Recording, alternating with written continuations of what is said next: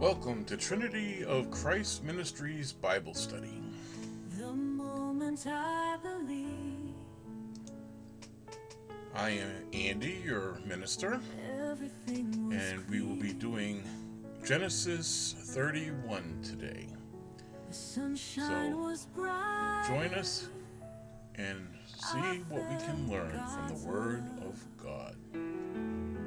Jesus said, "He who hears my word." You can watch us by using YouTube on a smart TV, or if you have Comcast and you have YouTube as part of your Comcast plan, go to TOCM Sunday Service, or TOCM Bible Study, or TOCM Prayer Meeting, and you'll be able to attend with us. A special announcement that we have is the Knights of the Word are putting on some events during Advent. And starting November 30th, we're having a Christmas concert at 7 p.m. If you go to the link, www.knightsoftheword.org/special events, you'll be able to check out what we have available for Advent. December 6th, we'll be doing a reading of a child-friendly Christmas story. And the 14th, we will be having a midnight mass style service. And you'll be able to watch that later. And watch it at midnight on Christmas Eve if you choose. You should be able to do that through YouTube as well, but that will be KOTW Christmas. And of course, if you want to light a prayer candle for a loved one, we will allow that from our website as well. So come check us out, see what we have available. And now it's time to get to our Bible study. Lord, send your Holy Spirit to us to help guide us in your word, so that we may know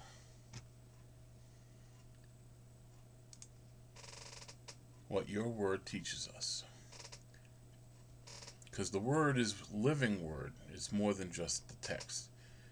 The Holy Spirit guides us and helps us to understand what we need to know in the moment. Okay, Jacob flees from Laban. Jacob heard that Laban's sons were saying, "Jacob has taken everything our father owned and has gained all his wealth from what belonged to our father." And Jacob noticed that Laban's attitude toward him was not what it had been. When the Lord said to Jacob, "Get back to the land of your fathers and to your relatives, and I will be with you." So Jacob sent word to Rachel and Leah to come out to the fields where his flocks were. He said to them, "I see that your father's attitude towards me is not what it was before. But the God of my father has been with me. You know that I've worked for your father with all of my strength. Yet your father has cheated me by changing my wages 10 times. However, God has not allowed him to harm me. If he said, 'The speckled ones will be your wages,' then all the flocks gave birth to speckled young. And if he said, 'The streaked ones will be your wages,' then all the flocks bore streaked young. So God has taken away from your father's livestock and has given them to me." I'm going to stop there for a second. Now Laban, excuse me, Laban, he was always cheating Jacob. When he first found and fell in love with Leah, he worked 7 years so he could marry her. And instead, Laban gives him his older daughter, Leah. And Rachel, the one that he loves, he had to work another 7 years. So the relationship between Jacob and Laban has been like this, where God kept blessing Jacob, and Laban kept trying to steal from the blessings of Jacob. And so now it's gotten so bad that he's got to leave.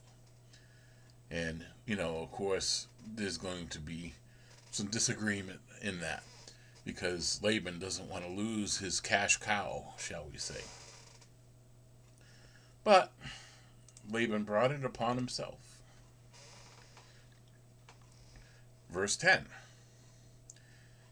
In breeding season, I once had a dream in which I looked up and saw that the male goats mating with the flock were streaked, speckled, or spotted. And the angel of God said to me in a dream, Jacob. I answered, Here I am. And he said, Look up and see that all the male goats mating with the flock are streaked, speckled, or spotted. For I have seen all that Laban has been doing to you. I am the God of Bethel, where you anointed a pillar and where you made a vow to me. Now leave this land at once and go back to your native land. Then Rachel and Leah replied, Do we still have any share in the inheritance of our father's estate? Does he not regard us as foreigners? Not only has he sold us, but he has used up what he has paid for us. Surely all the wealth that God took away from our father belongs to us and our children. So do whatever God has told you. Then Jacob put his children and his wives on camels, and he drove all his livestock ahead of him, along with all the goods that he had accumulated in Padan Aram, to go to his father Isaac in the land of Canaan. When Laban had gone to shear his sheep, Rachel stole her father's household gods. Moreover, Jacob deceived Laban and the Aramean, but not telling him he was running away. So he fled with all he had and crossed the Euphrates River and headed for the hill country of Gilead.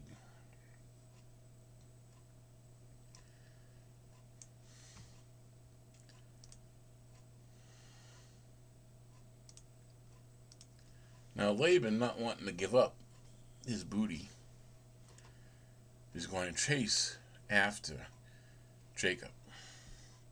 Even though everything that Jacob had earned was rightly earned and even was within the promises that Laban had promised. So Laban is not a trustworthy character, shall we say, in this story.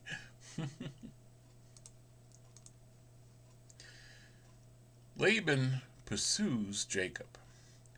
On the third day, Laban was told that Jacob had fled. Taking his relatives with him, he pursued Jacob for 7 days and caught up with him in the hill country of Gilead. Then God came to Laban the Aramean in a dream at night and said to him, Be careful not to say anything to Jacob, either good or bad. Jacob had pitched his tent in the hill country of Gilead when Laban overtook him. And Laban and his relatives camped there too. Then Laban said to Jacob, What have you done? You have deceived me, and you have carried off my daughters like captives in war.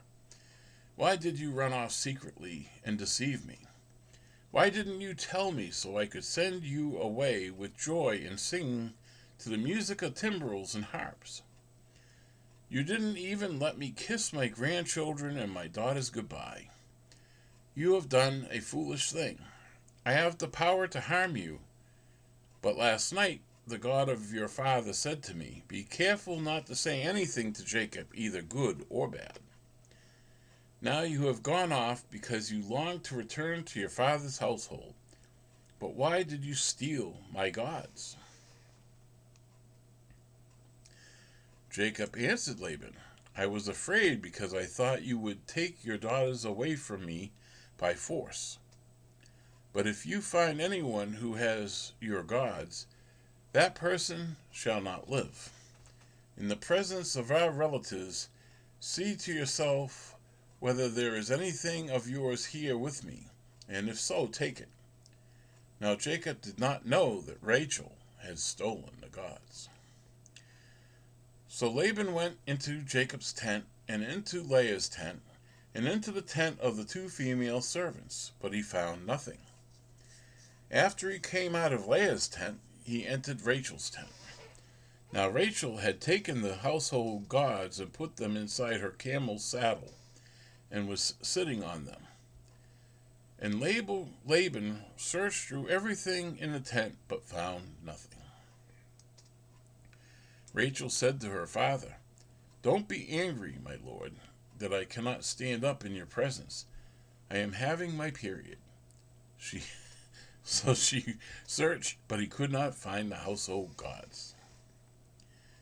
Jacob was angry and took Laban to task. "What is my crime?" he asked Laban.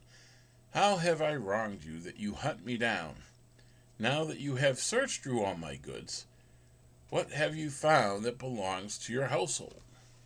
Put it here in front of your relatives and mine, and let them judge between the two of us.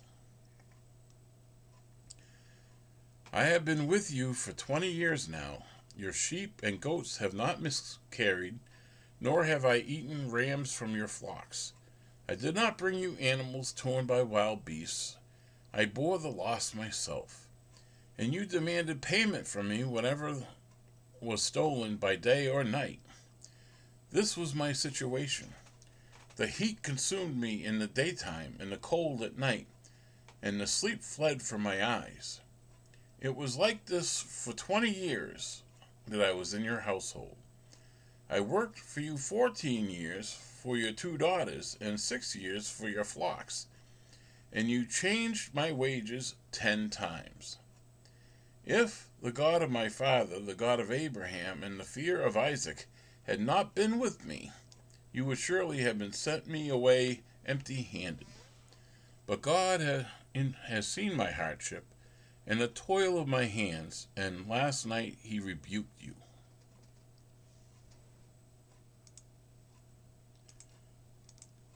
So here we go. He's explaining why he left in the way he did. If you noticed, Laban didn't go kiss his daughters goodbye. He didn't hug his grandchildren. All he cared about was his riches and the gods that were missing. Now, it doesn't excuse Rachel for stealing them,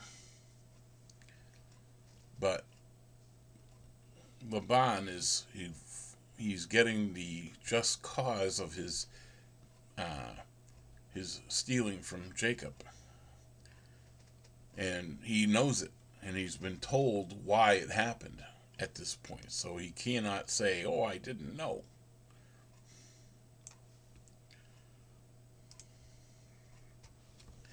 Laban answered Jacob, "The women are my daughters, the children are my children, and the flocks are my flocks. All you see is mine. Yet what can I do today about these daughters of mine, or about the children they have borne? Come now, let's make a covenant, you and I, and let it serve as a witness between us." So Jacob took a stone and set it up as a pillar. He said to his relatives, "Gather some stones," so that they took the stones and piled them in a heap, and they ate there by the heap. And Laban called it Jagar Sahudath, and Jacob called it Gilead.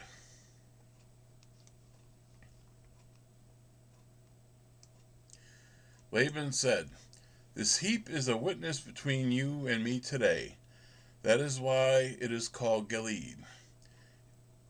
It was also called Mizpah, because, he said, May the Lord keep watch between you and me when we are away from each other.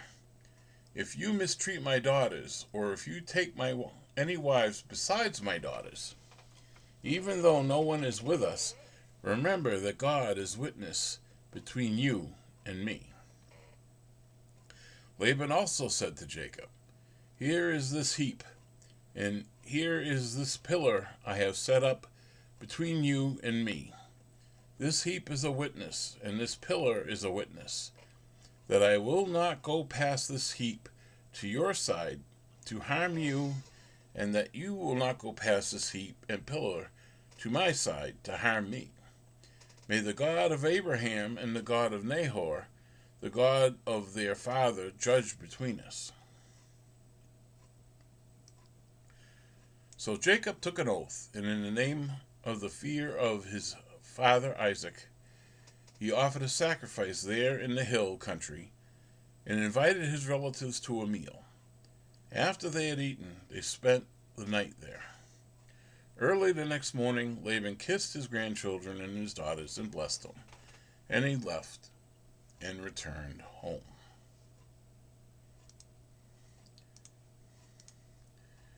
Now, do you think that Laban would have made that agreement if he hadn't been threatened by God the night before?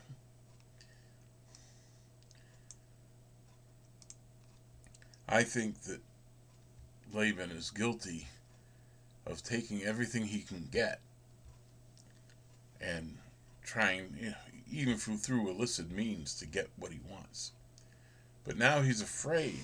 He's afraid that, Jacob might come back and harm him because of what he has done. And so they make this agreement that they will not harm each other. And he makes it before his God, and Jacob before his God, so that there can be no foul play. Nothing seems right in the dealings of Laban. And he is not a man to be trusted, and he's not a man to be given things, because he sees everything as his. How often do we see that today? People think because it's in their sight, it's theirs.